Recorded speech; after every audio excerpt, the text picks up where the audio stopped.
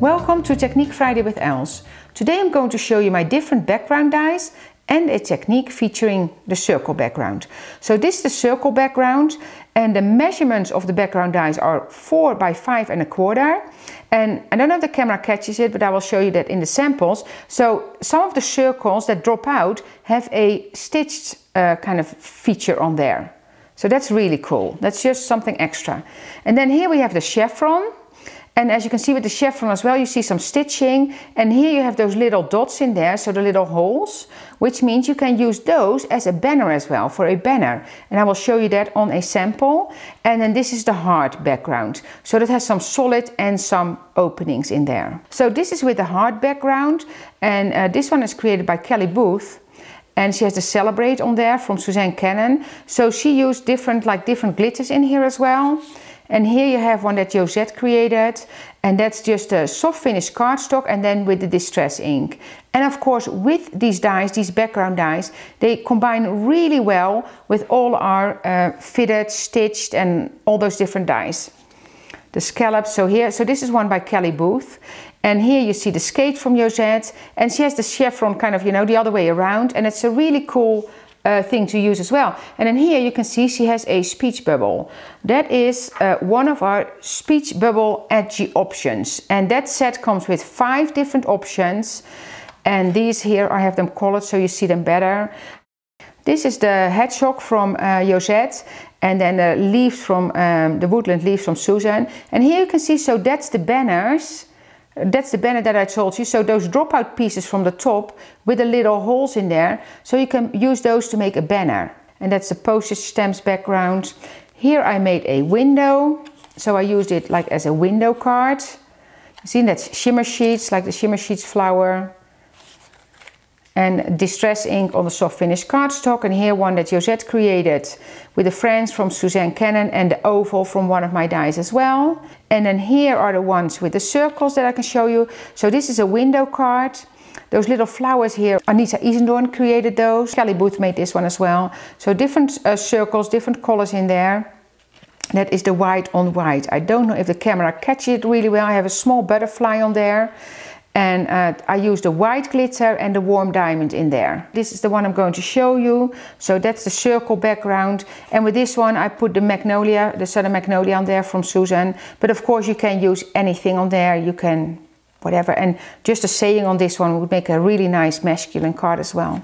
So I did bring in my glitter tray and I already cut the piece, but let me show you how I started. So this is just a white cardstock with the clear double-sided adhesive on top. I took my die face down on the tape side and I put it in my machine like this. So the cardstock up, and run it through your die cutting machine in your regular sandwich. So that's what I have here. So I cut it already, the outside came off, so that cuts off, and all those pieces I have my cardstock side up because I need to secure those, otherwise they might fall out. So I have another piece of white cardstock with my clear double-sided adhesive, and the size of this one is 3 7/8 of an inch and 5 1/8 of an inch.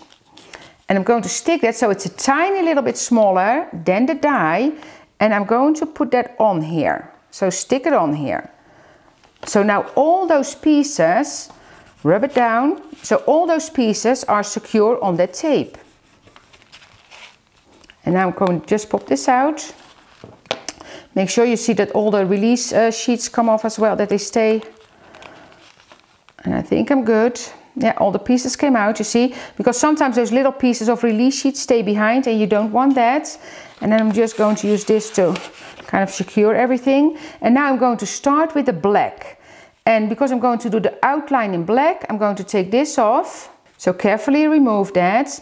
And as I go, I watch that all those pieces stay behind. All those other circles, they need to stay behind. And then I'm going to take my release sheet again and press it all down. Then I'm going to start with my black.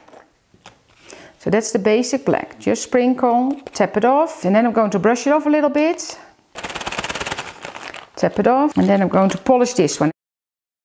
So I can choose to brush it off, but I can also take a Swiffer and just clean it off. Now I'm going to the next color, and that will be the Miners Gold. So I'm just going to take off a selection of centers. I will pick 2 corners right away as well. Sprinkle your glitter. And then you will see it will pick up on the parts that I removed the release sheet from, you see. And that's how you can kind of see your pattern coming up, and you brush it off really well. And you see, by having that lid here, it really keeps the glitter contained in that little area. And then I'm going to polish it. You see, so polish that minus gold into the tape as well. Because if you don't polish in between, the next color will stick in there. So now I'm going to the light brown. So just randomly pick up circles, brush it off and polish. Put this back into the jar and then polish.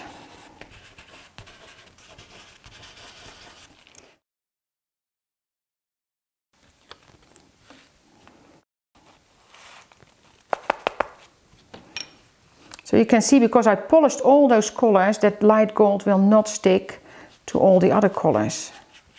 And all the 3 backgrounds works really well, both with the, or also with the hearts and the chevron.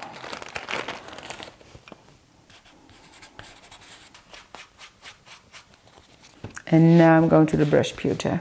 So I'm going to lift up everything that's left from the circles and the corners. And then all the pieces in between will be the warm diamonds.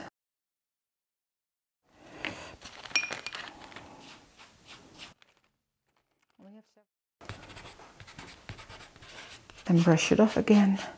And now I'm going to take off all the other pieces. And with your fine pointed tweezer, that's really a good tool to use. Make sure when you work with the diamond that your filter is clean, very important. And in this case I'm using the warm diamonds. Just kind of waterfall it down. And then I tap it off, but I'm not going to brush it off over the filter, because I don't want any specks of color that might stay behind or come off from the other colors in my diamond. And I'm going to brush it off. And then we have our beautiful background. See, that's the card. So then you can put it on a card and you can put anything on there that you would like to see. So that's it for today. Thank you for watching. I hope you enjoyed it. And I make a suggestion here as well for other videos that you might like to see.